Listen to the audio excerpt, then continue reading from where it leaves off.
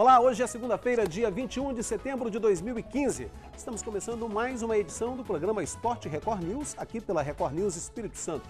No programa de hoje, entre outros assuntos, você fica sabendo: o Remo pede socorro no Espírito Santo. Álvares Cabral e Saldanha da Gama mostram numa matéria feita pela nossa repórter Priscila Cerqueira as dificuldades que vem enfrentando para manter essa atividade esportiva. E ainda, a Rede Sim promoveu o terceiro desafio Bola na Areia, com mais um campeonato de altinhas. Foi neste final de semana na praia de Camburi, em Vitória. Você vai ver no programa de hoje o gol da vitória da Desportiva sobre o Vitória pela Copa Espírito Santo de Futebol. E, é claro, os gols que marcaram mais uma rodada do Campeonato Brasileiro de Futebol. Seja bem-vindo, o Esporte Record News já está no ar.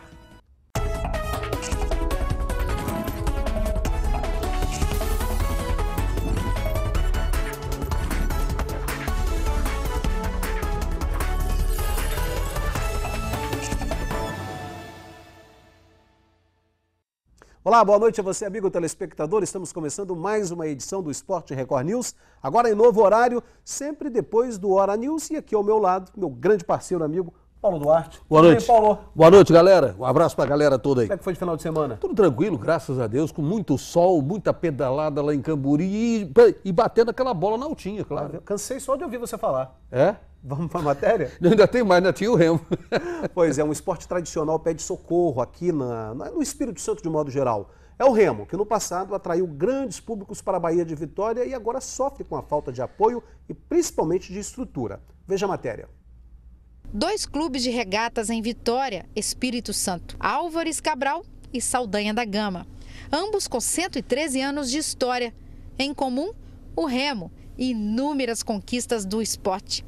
Antes era tinha mais incentivo dos governantes, tinha mais incentivo da própria torcida.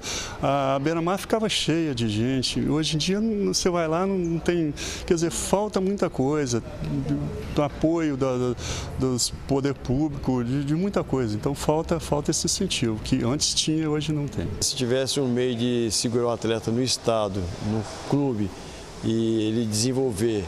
Porque quando ele começa a desenvolver, a trazer resultado nacional, ele sai, vai para fora. Se houvesse um incentivo maior aqui dentro do estado, certamente o rapaz ficaria no estado e traria resultados para dentro do estado. Mas o glamour de outras décadas se transformou em situações totalmente precárias na atualidade. Um tempo carregado de ricas memórias, mas que sofre pela falta de condições financeiras. É o Remo Capixaba que pede por socorro. É assim no Saldanha da Gama. Infraestrutura precária. Na garagem onde os barcos são guardados, as paredes estão cheias de rachaduras, cupim e infiltrações. Aos poucos, o espaço vai se deteriorando. Barcos históricos estão tomados pela poeira. Esse aí foi usado no primeiro estadual em 1928, o chamado Capixaba com CH, e divide espaço com mofo. E tem mais, a academia funciona num local improvisado. Os equipamentos são antigos. O presidente do clube, Lauro Simões, desabafa. Chega a chorar pela falta de investimento. Essa garagem está em péssimas condições, é até perigoso, né? Porque cai um reboco desse em cima de um garoto. Né? Cai em cima de barco, tudo bem, coisa material, mas se cair em cima de uma pessoa? O Saldanha é meu clube que eu passei aqui dos 15 aos 22 anos.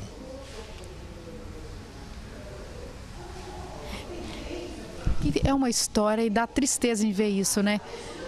Esse choro é de emoção. É triste.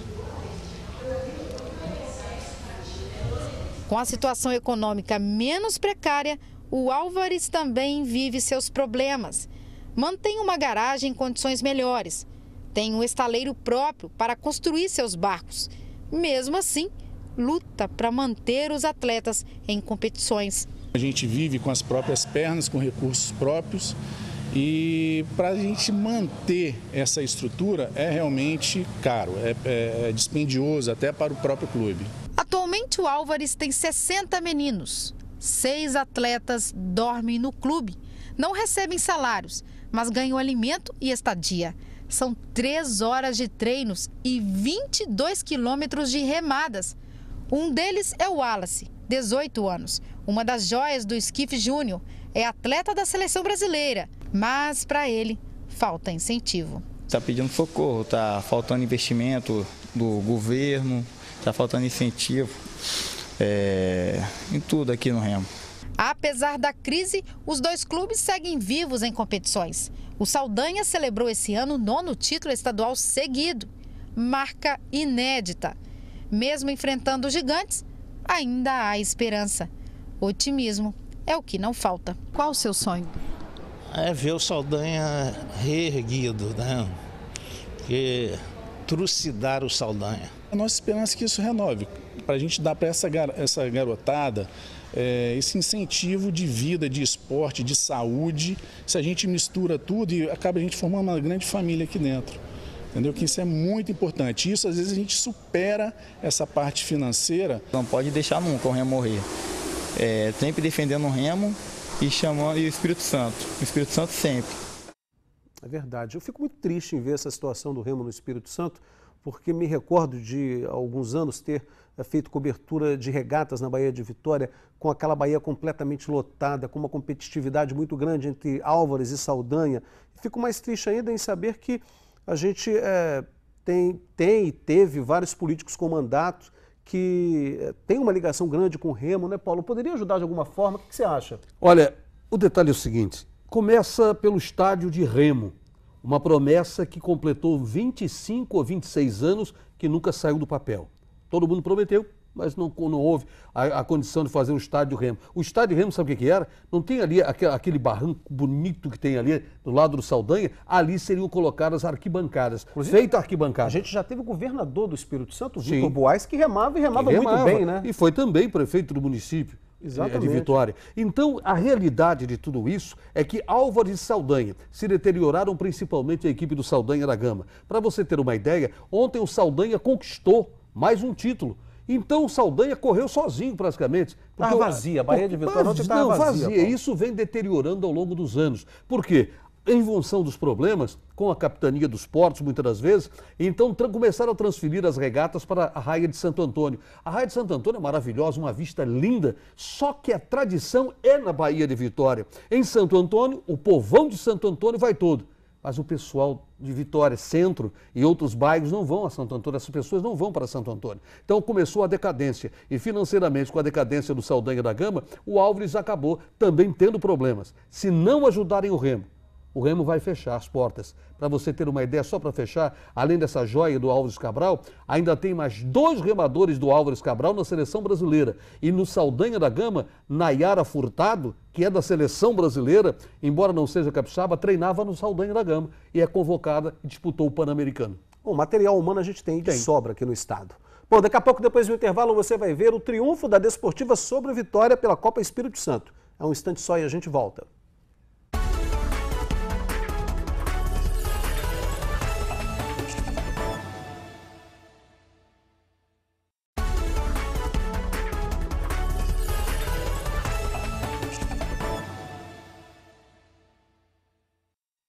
Muito bem, já de volta com o Esporte Record News, aqui pela Record News Espírito Santo, mandando um grande abraço para os nossos telespectadores em São Mateus, Colatina, Linhares, pessoal em Anchieta, Rio Novo do Sul, Piúma, Cachoeira de Itapemirim, de ponta a ponta no Espírito Santo, para a Record News com o seu sinal cristalino, levando as informações do esporte para você, amigo telespectador.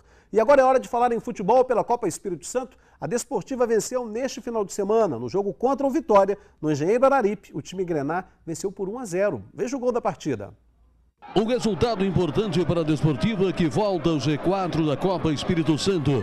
No clássico com Vitória, Tatá, em mais uma cobrança de falta, marcou um belo gol. Final no Jardim, Desportiva 1, Vitória 0. A Desportiva joga quarta-feira às 19h15 com o Real Noroeste em Águia Branca. Lá na casa do Real Noroeste, não é fácil não, hein, Paulo? Você conhece bem lá? Não, conheço bem. E o detalhe, a Desportiva Ferroviária não tem levado aí uma grande vantagem em cima do Real Noroeste, não. Nos últimos espetáculos, há um equilíbrio muito grande. E tem um detalhe, sabe quem é o técnico do Real? É o Vevé. Conhece tudo, né? Profundamente a equipe da Desportiva Ferroviária. Agora, foi um bom jogo? Foi. Valeu a experiência da Desportiva em cima do Vitória, que está reestruturando todo o seu elenco, e tomara que o Vitória consiga ótimos resultados, porque senão a coisa fica meio complicada. Vem eleição no Salvador Costa, nós estamos no mês de setembro, daqui a 45 dias nós vamos saber o futuro do Vitória Futebol Clube. Placar magro, apertado. Apertado, mas valeu. Mas valeu. O que vale são os 3 pontos. São os 3 pontos. E a Desportiva hoje volta ao G4, e a grande expectativa da torcida ferroviária e da presidência é retornar a esse G4, brigar pelo título, porque a Copa Espírito Santo dá oportunidade de uma vaga na Copa do Brasil e Copa Verde do nosso futebol. Bom, e a Rede Sim realizou ontem a 3ª edição do Festival Bola na Areia. O evento contou com o Campeonato de Altinha e foi realizado nas areias da Praia de Camburi, em Vitória. Praia, sol e o tempo perfeito para praticar e para assistir um esporte que faz cada vez mais sucesso nas praias capixabas. É a Altinha, que sempre teve adeptos entre os homens e atrai cada vez mais mulheres para a brincadeira. A Altinha está crescendo muito no estado e as meninas têm começado a jogar bastante. Mas no fim de semana a diversão virou coisa séria. Com o apoio da Prefeitura de Vitória, a Record News e a Rede Sim organizaram a 3ª edição do Campeonato de Altinha Bola na Areia. É o 3º ano consecutivo, né, que a gente faz essa parceria com a Rede Sim, sucesso total. Sempre nesse ambiente aqui de praia, na Praia de Camburi, uma estrutura muito bem montada. Entre os jurados, só fera. Buru, eleito pela FIFA o melhor jogador de beach soccer do mundo em 2007, Murilo Pitol, bicampeão brasileiro de futebol freestyle, Lacraia, multicampeão de futevôlei, Duda, ex-seleção brasileira de beach soccer, e Wallace Valente, ex-árbitro da CBF.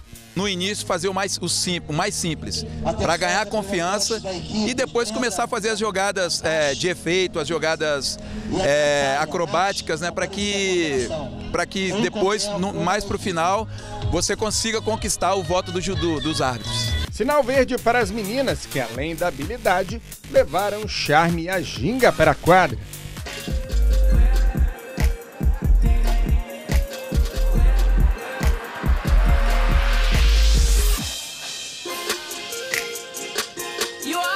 Com os homens em quadra, o ritmo esquentou. A equipe laranja arrancou aplausos e chamou a atenção com a presença do atleta mais novo da competição, que com apenas 14 anos fez bonito.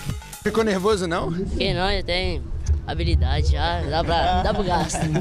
As equipes impressionaram com a velocidade e a criatividade, tudo sem deixar a bola cair.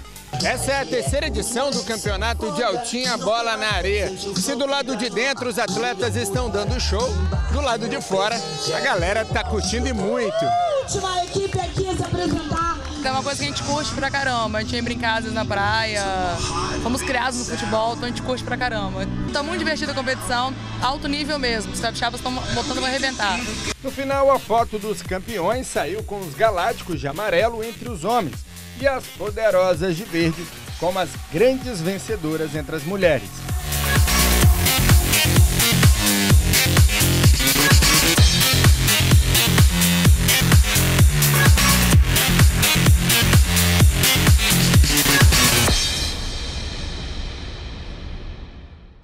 Legal, parabéns aí à Rede Sim pela realização de mais este evento.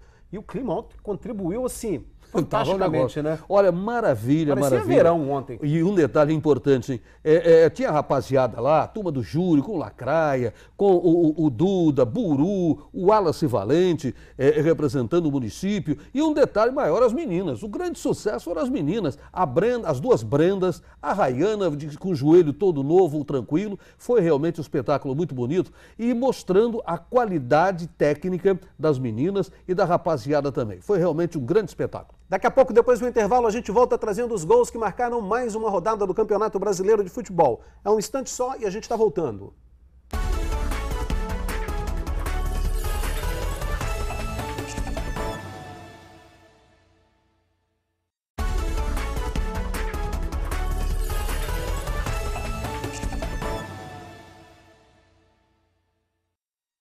De volta com o Esporte Record News e agora tem bola na rede. O Vasco ganhou mais uma. Saiu da lanterna do Campeonato Brasileiro de Futebol, mas continua lá na zona de rebaixamento. O Flamengo foi goleado pelo Atlético e o Corinthians ganhou mais uma. Vamos aos gols que marcaram a rodada do Brasileirão neste final de semana. 41 mil torcedores, 38 graus de temperatura no campo. O Itaquerão virou um caldeirão na vitória do Corinthians. A pressão desde os primeiros minutos parou no goleiro Vanderlei. Foi ele que adiou a festa nas arquibancadas. Do outro lado, Cássio também salvou o Corinthians. Uma bola na trave. E finalmente o primeiro gol. Um toque de bola na mão de Wagner Love e ele foi derrubado por Zeca neste lance. O pênalti foi marcado pelo bandeirinha Rogério Zanardo. O erro do juiz Flávio Guerra foi expulsar David Braz e não Zeca. O zagueiro discutiu com Tite quando saiu de campo. Jadson cobrou bem o pênalti. E depois, no cruzamento de Elias, fechou o placar. Corinthians 2, Santos 0. Logo aos 7 minutos, Marcelo Cirino recebeu na área e foi derrubado por Vitor. Pênalti. Na cobrança, Alan Patrick parou nas mãos do goleiro. O alvinegro respondeu aos 15 minutos, cruzamento de Dátolo e gol contra de Marcelo. Apenas 3 minutos depois, Paulinho recebeu na entrada da área e chutou de primeira, 1-1. A equipe mineira chegou ao segundo gol em mais um cruzamento de Dátolo. Dessa vez, Gemerson colocou a bola na rede. Na etapa final, a parceria atleticana voltou a funcionar, de Dátolo para Gemerson, 3-1. Autor de 3 assistências, o argentino decidiu também finalizar e marcou um golaço após driblar o flamenguista Pará. 4-1, placar final. Marquinhos fez o primeiro gol do Avaí em Florianópolis. Breno empatou para o São Paulo. E Anderson Lopes garantiu a vitória do time catarinense. 2-1. O São Paulo deixou o G4. Já o Palmeiras encerrou a rodada na 4ª colocação. Vitor Hugo fez o primeiro gol do time paulista no Pacaembu. Luan empatou para o Grêmio. O Palmeiras reagiu e marcou mais 2 gols. Primeiro com Barrios e depois com Rafael Marques. Luan fez o segundo dele na partida. Palmeiras 3, Grêmio 2. Fabiano arriscou de longe e fez o primeiro gol do Cruzeiro contra a Chapecoense na casa do adversário. Rafael Lima fez contra. 2-0 para o Cruzeiro. No Clássico Paranaense, no Couto Pereira, Henrique marcou um bonito gol. O segundo foi de Negueba. Curitiba 2, Atlético Paranaense 0. O Vasco venceu o Sport no Maracanã. Ferrugem tentou cortar o chute de Nenê e marcou contra. Elber fez este bonito gol para o Sport. Rafael Vaz garantiu a vitória do Vasco, agora o 19º colocado. A lanterna do campeonato passou para o Joinville, derrotado por 3-0 pelo Goiás no Serra Dourada. Eric foi o destaque do jogo com 2 gols. Borges marcou o primeiro gol da Ponte Preta contra o Fluminense em Campinas, no interior paulista. Fernando Bob ampliou a vantagem. Marlon fez contra. Gustavo Scarpa descontou. Ponte 3, Fluminense 1. O Fluminense soma 8 jogos sem vitória no Brasileirão. No Beira-Rio, Alex fez o gol do Internacional. Thiago Santana empatou para o Figueirense. 1-1, placar final. Eu estava olhando aqui, o Fluminense está assim, despencando, né, Paulo? Bom, o Fluminense entrou naquilo que é o futebol carioca hoje. O quê? Lamentavelmente terrível o futebol carioca. E em cima disso vem mostrando que campeonato carioca não é passe para ninguém. Tá ruim Fluminense, o Flamengo, o Vasco da Gama nem se fala, muito embora a grande recuperação, a grande surpresa de tudo isso é o time do Vasco. Porque o Jorginho, não, o elenco agarrou a vontade e a determinação para superar o problema. O Vasco vem de 3, 6, 9, 10 pontos. 10 pontos em 3 partidas, em 4 partidas. E o Vasco tem mais 11 jogos para sair dessa zona do rebaixamento. Então, eu acho que a única surpresa, realmente, aí da rodada, não foi nem a goleada do Atlético Mineiro sobre a equipe do Flamengo, não. Foi o jogo do São Paulo. Sabe por quê? Porque porque o São Paulo resolveu poupar os seus jogadores. Porque, vamos jogar contra o Avaí, lembra? Poupar os jogadores. Pô, jogador de futebol precisa ser poupado para quê? Os caras ganham uma grana, tem tudo do bom e do melhor. Antigamente os caras jogavam domingo, na terça, na quarta, pegava aqueles teco-teco, não tinha nada daqueles aviões bonitos de hoje. Quando não ia de ônibus? Não, quando não ia de ônibus, e o ônibus quebrava no meio do caminho, quantas vezes aconteceu. Aí o São Paulo resolveu dar uma folga para os meninos. Aí o que aconteceu? Saiu do G4. Tá certo. Quarta-feira tem Copa do Brasil, hein, Paulo? Pouparam por causa do jogo do São Paulo na Copa do Brasil. Me poupe disso. Obrigado, Paulo. Um abraço. Boa semana para você. Para todos nós. Boa semana para você, amigo telespectador. Continuem ligados aqui na Record News Espírito Santo. Tem muita informação para você. A gente volta na próxima segunda, se Deus quiser. Grande abraço, até lá e uma ótima semana.